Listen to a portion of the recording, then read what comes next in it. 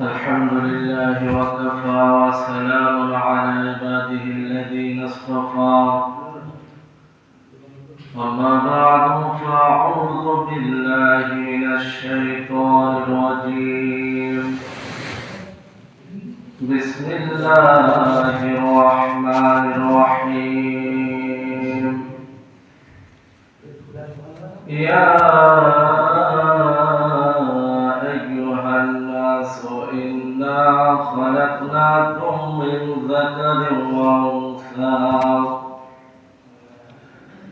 وجعلناكم شعوبا وقبائل لتعارفوا إن أكرمكم عند الله أتقاكم وقال تعالى كل نفس ذائقة الموت وإنما توفون أجوركم يوم القيامة فمن زحزح عن النار وأدخل الجنة فقد فاز وما الحياة الدنيا إلا متاع الغرور. وقال النبي صلى الله عليه وسلم كل أمتي يدخلون الجنة إلا من أبى قيل ومن أبى قال من أطاعني دخل الجنة ومن عصاني فقد أبى. وقال الشاعر إسرابي रंगों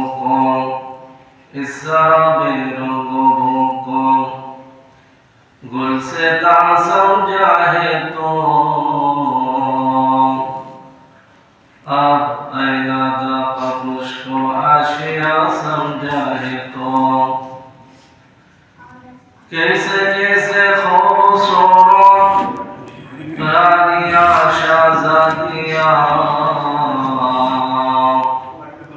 तन बदन सब बदल गया है शिकलो सूरत क्या हुई आज कुछ कर लो शफ़क़त अमल के मैदानों में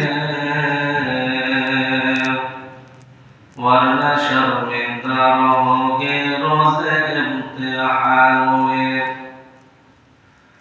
दरजवानी तौबा कर दल शिवाए पैगंबरी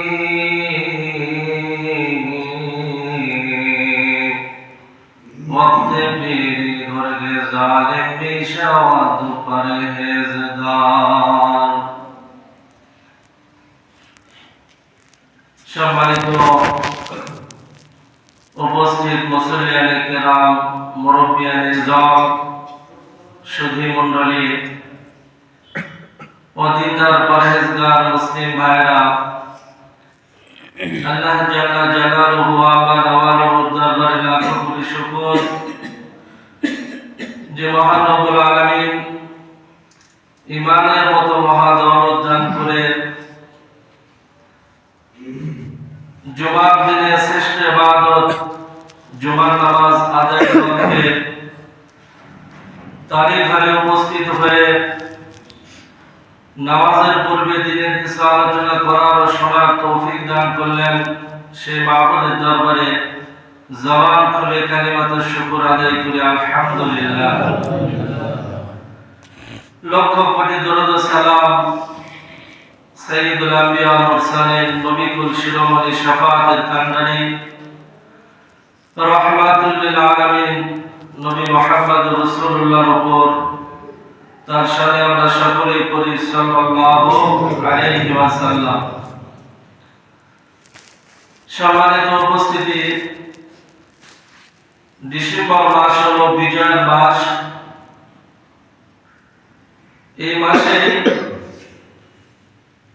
1971 সালে বাংলাদেশ স্বাধীনতা লাভ করেছিল, বিজয় লাভ করেছিল এই ডিসেম্বর মাসে। ইসলাম ধর্ম এমন একটি ধর্ম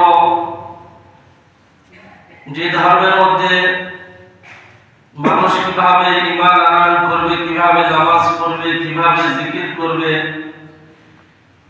কিভাবে ওযু ইস্তেঞ্জা করবে, রাষ্ট্র কিভাবে পরিচালনা করবে, পরিবার কিভাবে পরিচালনা করবে, বিজয় দিবস, স্বাধীনতা দিবস কিভাবে উদযাপন করবে, সমস্ত কিছু বিস্তারিত আলোচনা আল্লাহ রাব্বুল আলামিন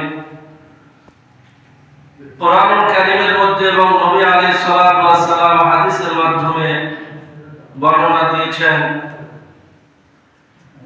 এইজন্য সালমান ফারসি রাদিয়াল্লাহু তাআলা আনহুকে বিধর্মীরা উপহাস করে বলল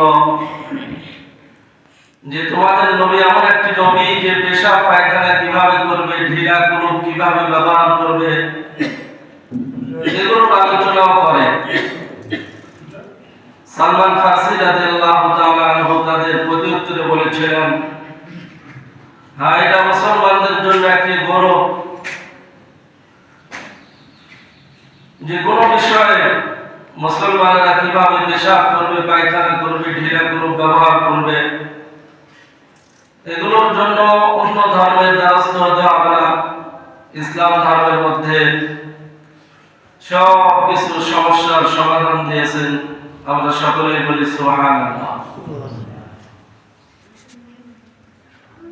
এজন্য 1948 সালে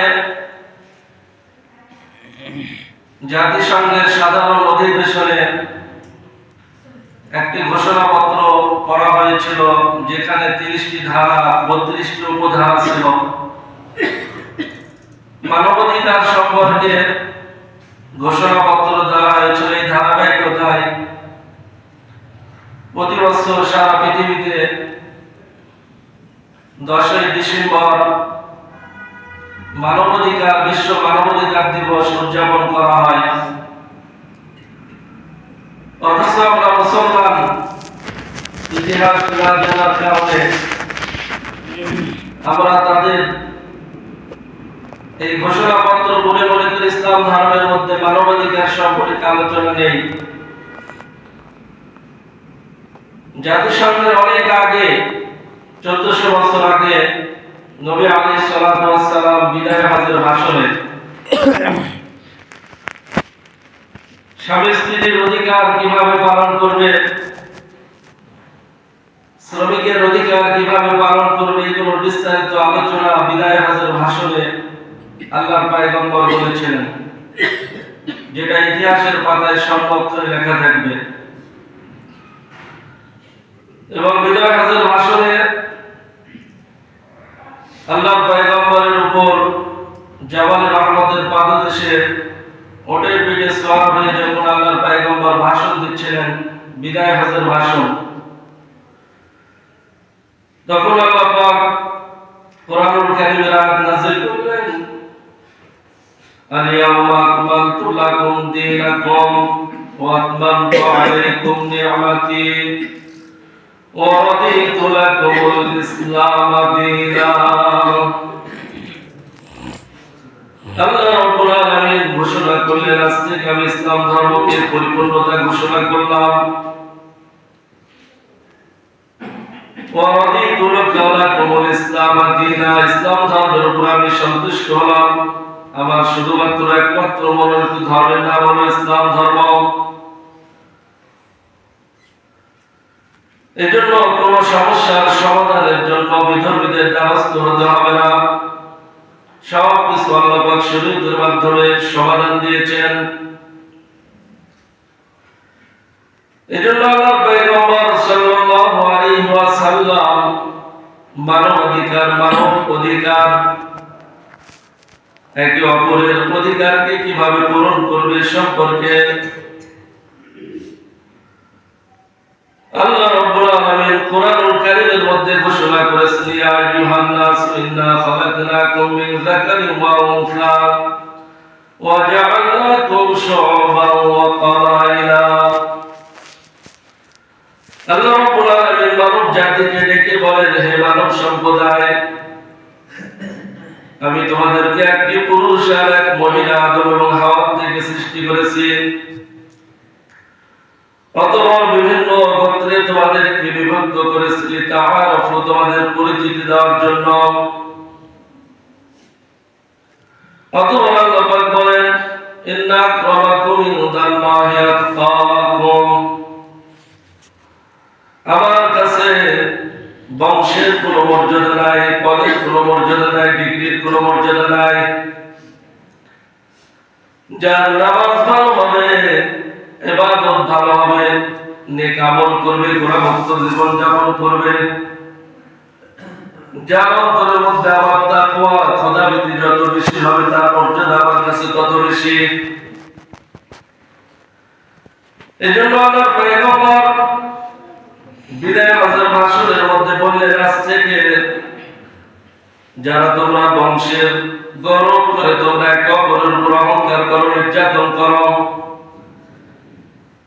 এই বংশের অহংকারকে আমি পদদলিত করে দিলাম। আজ থেকে লা ফাযলা আলা আজমিয়্যিন লিল আরবিয়্যি, কোন আরবীদের মর্যাদা করো আরবদের উপর থাকবে না। লা ফাযলা লিল আহমার আলাল আসওয়াদ, কোন কালোর উপর কোন সাদাদের মর্যাদা থাকবে না। যারা ভালো ইবাদত করবে, সুন্নাত অনুযায়ী জীবন যাপন করবে, তাদের মর্যাদা আল্লাহর কাছে সবচেয়ে বেশি হবে। এজন্য ইসলামের শুরুতে যখন নামাজকে ফরজ করা হলো, আযান ছিল না, আল্লাহর পয়গম্বর সাহাবায়ে কেরামদেরকে ডেকে পরামর্শ করলেন কিভাবে মানুষদেরকে নামাজের জন্য আহ্বান করা যায়। কেউ বললে ঘন্টা পিটানো হোক। আল্লাহর পয়গম্বর বললেন, ঘন্টা হলো খ্রিস্টানদের তাহজিব তাওয়াদ্দুন। কেউ বলল আগুন জ্বালিয়ে ধোঁয়া দেখে মানুষ নামাজের জন্য একত্রিত হবে।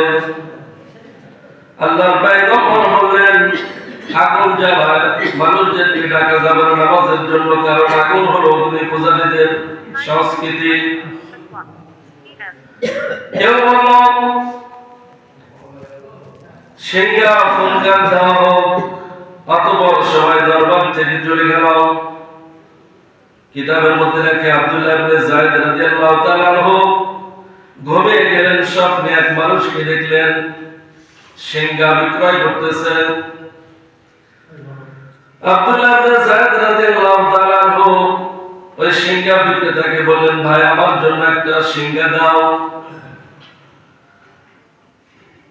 স্বপ্নের মধ্যে সে বলল, তুমি সিংহার দ্বারা কি করবে? কয়, আমি সিংহার দ্বারা মানুষদেরকে নামাজের জন্য আহ্বান করবো, ডাকবো। উনি বললেন, সিংহার থেকে উত্তম জিনিস তোমাকে আমি শিখাবো। যখন নামাজের সময় হবে, ফজর হবে, যোহর হবে, আসর, মাগরিব, এশা, জুমার নামাজের সময় হবে, আল্লাহু আকবার, আল্লাহু আকবার, আশহাদু আল্লা ইলাহা ইল্লাল্লাহ, আযানের শব্দ তাকে বললেন। ঘুম ভেঙে গেল। ফজরের সময় আল্লাহর পয়গম্বরকে বলেন, ইয়া রাসূলুল্লাহ, হাবিবাল্লাহ, আমাকে স্বপ্নে এক মানুষ এগুলো শব্দ আমাকে শোনালো নামাজের জন্য আহ্বান করার জন্য। আল্লাহর পয়গম্বর বললেন, সেটা মানুষ ছিল না, সেটা ফেরেশতা ছিল। তুমি এগুলো শব্দ বেলালকে বলো। বেলাল 5 ওয়াক্ত নামাজের জন্য মসজিদে নববীতে মানুষদেরকে আহ্বান করবে।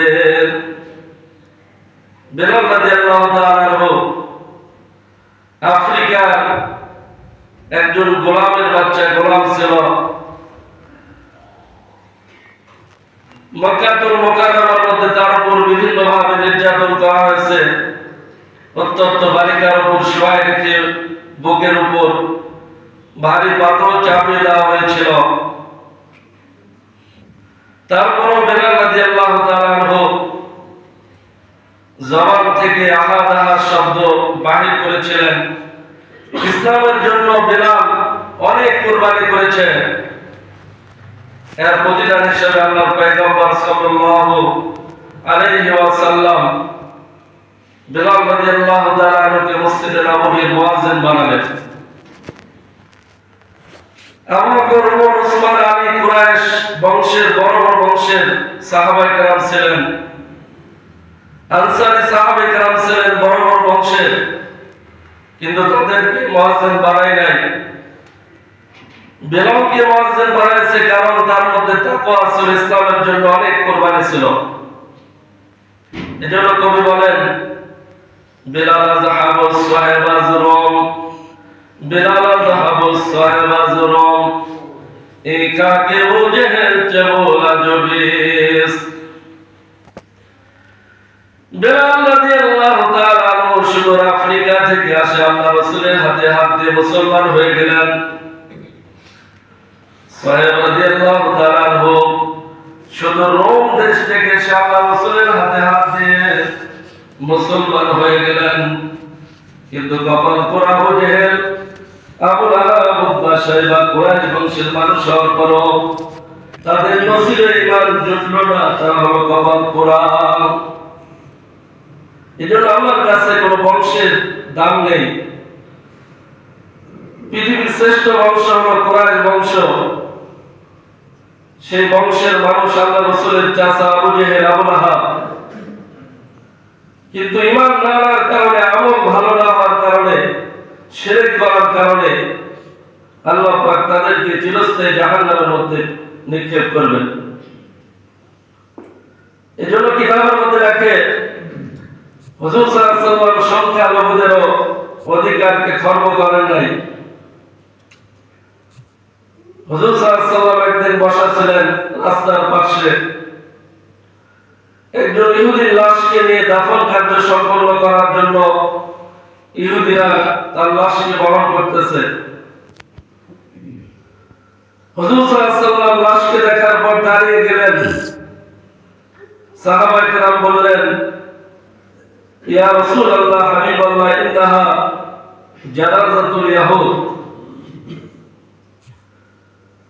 হে আল্লাহর পয়গম্বর, এটা তো একজন ইহুদির লাশ, এর মধ্যে তো ঈমান নেই, মুসলমানদের দুশমন। আপনি ইহুদির লাশকে দেখার পর আপনি দাঁড়িয়ে গেলেন কেন? হুজুর সাল্লাল্লাহু আলাইহি ওয়াসাল্লাম প্রত্যুত্তরে বললেন, ক্বালা নবী সাল্লাল্লাহু আলাইহি ওয়াসাল্লাম, আলাইসা নাফসান। যদিও সে ইহুদি, সে তো একজন মানুষ, আল্লাহর মাখলুক, সে বিদায় নিয়ে চলে যাচ্ছে। দুনিয়ার জিন্দেগিকে ত্যাগ করে কবরের জিন্দেগি তার শুরু হয়ে গেছে। সে তো একজন মানুষ, আল্লাহর মাখলুক। তার এই বিদায় লগ্নে আমি কি তার মানুষ হিসাবে সম্মান করতে পারি না? আল্লাহর পয়গম্বর ইহুদি হওয়ার পরও তার জন্য লাগছে কাই নাই। অথবা আল্লাহর পয়গম্বর বললেন, দুনিয়ার জিন্দেগিতে যদি কোনো মুসলমান অন্যায় করে, অন্যায় ভাবে যদি কোনো কাফের বেঈমানদের উপর জুলুম করে, অত্যাচার করে, আমি কিয়ামতের ময়দানে আল্লাহর দরবারে তাদের বিরুদ্ধে, মুসলমানদের বিরুদ্ধে আমি নালিশ করব, কেস দায়ের করব। শুধু তাই নয়, আল্লাহর পয়গম্বর বলেন, যদি কোনো মুসলমান কোন কাফেরকে অন্যায়ভাবে হত্যা করে, আল্লাহ রাব্বুল আলামিন এই অন্যায়ের কারণে মুসলমান হওয়ার পর তাকে জাহান্নামের মধ্যে শাস্তি দিবেন। এজন্য ইসলাম ধর্মের মধ্যে মানবাধিকার, মানুষের অধিকার খর্ব করেন নাই, মানুষের ইজ্জত আবরুর হেফাজত করেছেন। এজন্য যদি কোনো মানুষ জেনা করে, শরীয়তের বিধান, একজন মানুষ জেনা অবস্থায় তাকে দেখলো, তার সাক্ষীর উপর বিচারক অবিবাহিত হলে 100 দররা, বিবাহিত হলে সঙ্গে সারেন এই হুকুম জারি করতে পারবে না। শরীয়ত বলে 4 জন পুরুষ জেনা অবস্থায় দেখতে হবে, 4 জন সাক্ষী, পুরুষ সাক্ষী হতে হবে, তাহলে তার উপর জেনার শাস্তি প্রয়োগ করতে পারবে বিচারক। এর দ্বারা প্রমাণিত হয় ইসলাম ধর্ম একজন মানুষের সম্মান যেন হানি না হয়, নষ্ট না হয়, এই দিকে কত খেয়াল করেছে। এজন্য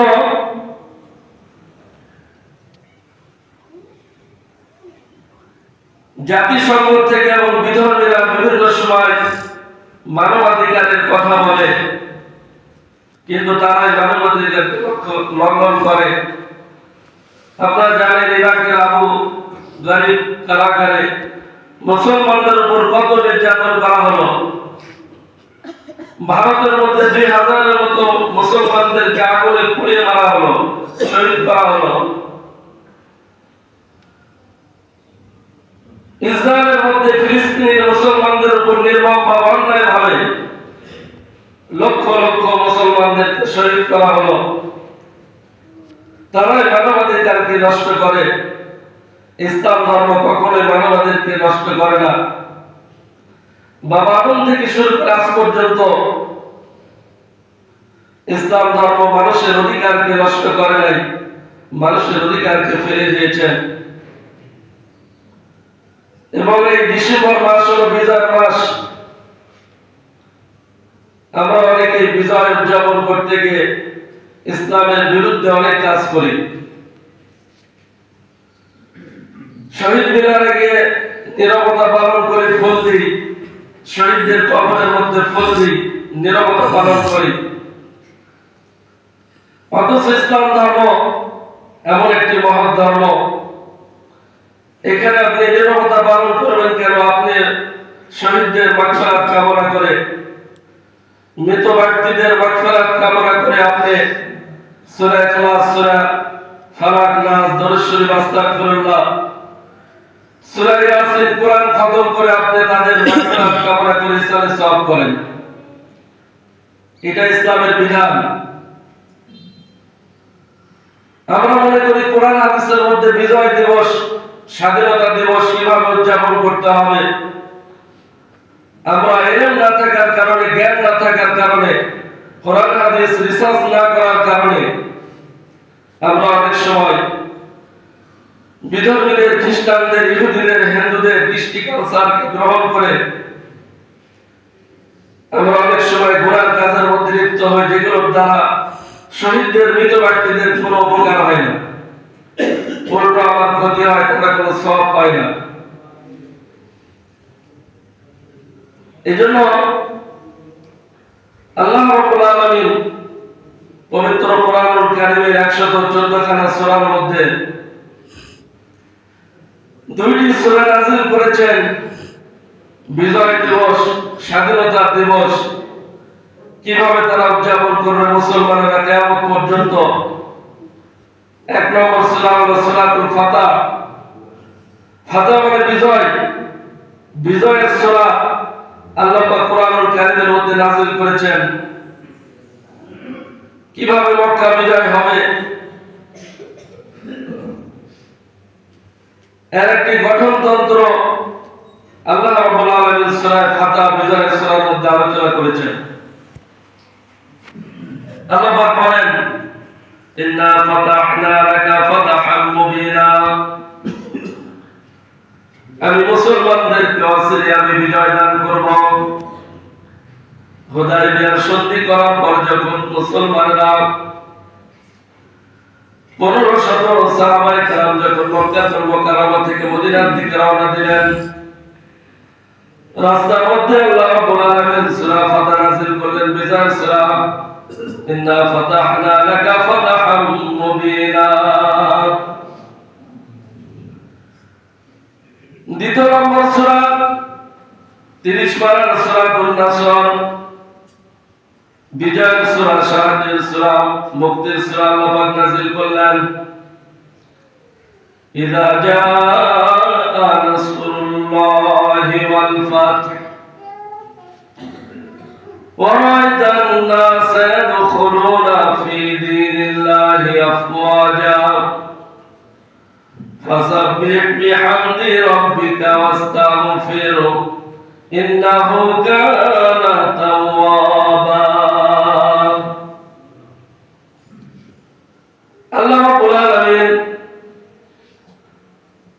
কিয়ামত পর্যন্ত মুসলমানরা যত দেশ এলাকা বিজয় করবে, স্বাধীন করবেন, তারা বিজয় দিবসে, স্বাধীনতা দিবসে তারা কিভাবে আমল করবে এ সম্পর্কে আল্লাহ পাক সূরা নাসরের মধ্যে আলোচনা করেছেন। আল্লাহ পাক তিনটি কর্মসূচি দিয়েছেন যে মুসলমানরা যখন বিজয় ছিনিয়ে নিয়ে আসবে, স্বাধীনতা লাভ করবে, তারা তিনটা কর্মসূচি পালন করবে। আল্লাহ পাক বলেন ইযা জাআ নাসরুল্লাহি ওয়াল ফাত, যখন মুসলমানরা বিজয় স্বাধীনতা লাভ করবে,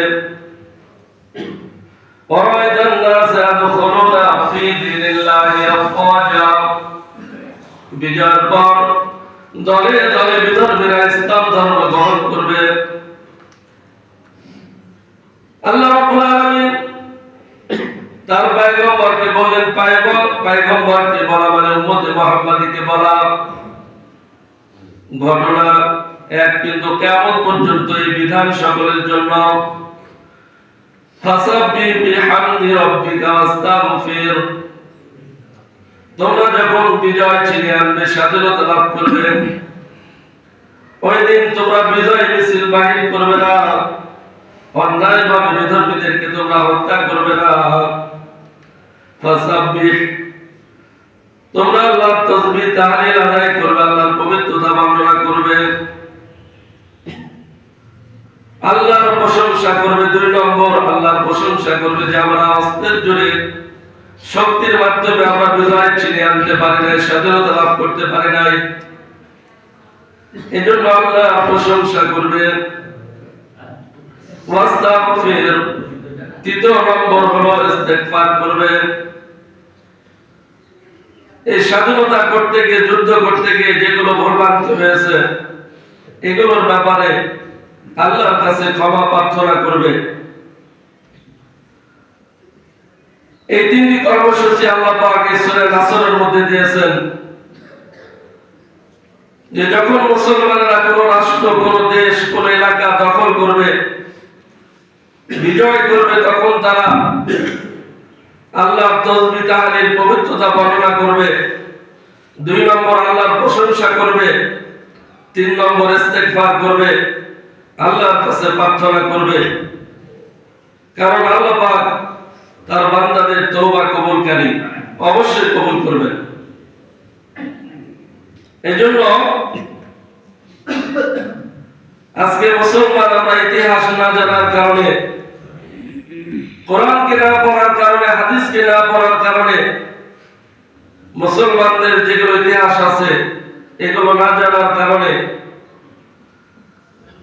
আমরা বিধর্মীদের দ্বারস্থ হয়ে তাদের কৃষ্টি, কালচার, তাহজিব, তাওয়াক্কুল কে আমরা গ্রহণ করে আমাদের ঈমান আমলকে আমরা ধ্বংস করি। এজন্য কিতাবের মধ্যে লেখে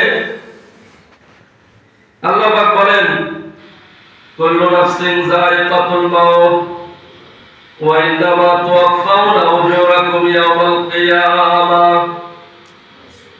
আল্লাহ পাক বলেন, সকল মানুষ মৃত্যুর স্বাদ আস্বাদন করবে। আস্তিক বলেন, নাস্তিক বলেন, বিভিন্ন বিষয় তাদের মধ্যে মতৈক্য রয়েছে, কিন্তু মৃত্যু নিয়ে কোনো মতৈক্য নেই। সকলে এক বাক্যে বিশ্বাস করে সকলকে মৃত্যুর স্বাদ আস্বাদন করতে হবে। ওয়া ইন্নামা তুওয়াফাউনা উজুরাকুম ইয়াওমাল কিয়ামাহ। অথবা আল্লাহ পাক বলেন, দুনিয়া হলো আখিরাত বানানোর জায়গা, আমলের জায়গা। কিয়ামতের ময়দানে যারা ভালো কাজ করবে তাদেরকে ভালো বদলা দেওয়া হবে, জান্নাত দেওয়া হবে। যারা গুনার কাজ করবে, আল্লাহর নাফরমানি করবে, শিরক করবে, বিদআত করবে, আল্লাহ রাব্বুল আলামিন তাদেরকে জাহান্নামের শাস্তি ভোগ করাবেন। অথবা আল্লাহ পাক বলেন ফামান যুহজিহা আনিন নারি ওয়া উদখিলাল জান্নাতা ফাকাদ ফাজ ওয়া মাল হায়াতুদ দুনিয়া ইল্লা মাতাউল গুরুর। আল্লাহ রাব্বুল আলামিন বলেন যে সমস্ত বান্দা বান্দীদেরকে জাহান্নাম থেকে মুক্তি দেওয়া হবে কিয়ামতের ময়দানে, ওয়া উদখিলাল জান্নাতা জান্নাতের মধ্যে প্রবেশ করানো হবে, ফাকাদ ফাজ এরাই হলো সফল কাম, এরাই হলো সফল কাম মুমিন। অতঃপর আল্লাহ পাক বলেন ওয়াল হায়াতুদ দুনিয়া ইল্লা মাতাউল গুরুর। দুনিয়ার জীবন হলো ধোঁকার জীবন। আমি মনে করতেছি আমার 100 কোটি টাকা আছে, 100 বিঘা জমি আছে, 5 তলা বিল্ডিং আছে, আমার বড় ডিগ্রি আছে, আমার বড় সম্মান আছে, আমার বংশ বড়।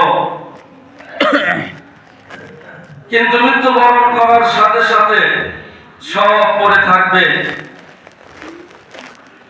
মার্কিন সাদা কাপড়ের দ্বারা চকলেটের মতো আপনার আমার লাশকে পেঁচাইয়া বাঁশ দিয়া কবরের মধ্যে দাফন কার্য সম্পন্ন করবে। 1 দিন 2 দিন 5 দিন 1 বছর 2 বছর স্মরণ করবে, আর পর দুনিয়ার মানুষ আপনাকে ভুলে যাবে। আপনার সম্পদকে ভাগ বাটোয়ারা নিয়ে আপনার উত্তরাধিকার যারা আছে ওয়ারিস, এরা পাগল হয়ে যাবে কিভাবে এগুলো বন্টন করা যায়, মালিক হওয়া যায়। এজন্য আল্লাহ পাক বলেন ওয়াল হায়াতুদ দুনিয়া ইল্লা মাতাউল গুরুর। দুনিয়ার জীবন হলো ধোঁকার জীবন। এজন্য কবি বলেন তুই মরিলে কান্দিবে কয়জন, ওরে মন তুই মরিলে কান্দিবে কয়জন, যখন আন্ধার ঘরে শোয়াইবে মাটির দেহ মাটি খাইবে। এই দুনিয়ার কলা হলে সবাই তোমাকে ভুলে যাবে, সঙ্গের সাথী কেউ হবে না রে। তুই মরিলে কান্দিবে কয়জন। মরার পর ছেলে মেয়ে কান্নাকাটি করবে, এরপর অন্ধকার কবরস্থানের মধ্যে দাফন কার্য সম্পূর্ণ করার পর কবরের মধ্যে তোমার কেউ সঙ্গের সাথী হবে না। দুনিয়ার জিন্দেগিতে যে আমি 5 ওয়াক্ত নামাজ, জুমার নামাজ, হজ, যাকাত, নেক আমল, কোরআন তেলাওয়াত, জিকির আজকার, দান খয়রাত, সদকা জারিয়া হিসেবে যেগুলো কাজ করেছি, এগুলো কবরের মধ্যে কাজে আসবে বাবা। দুনিয়ার কেউ আপনার কাজে আসবে না। ইন্নামা আমওয়ালুকুম ওয়া আওলাদুকুম ফিতনা। আল্লাহ পাক বলেন তোমাদের দুনিয়ার সম্পদ, সন্তানাদি এগুলো হলো তোমাদের জন্য পরীক্ষা, ফিতনা। এগুলোর কারণে তোমরা নামাজকে ভুলে যাও।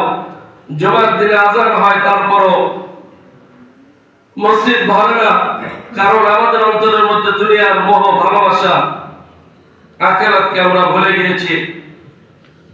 এজন্য আল্লাহ পাক বলেন ওয়াল হায়াতুদ দুনিয়া ইল্লা মাতাউল গুরুর।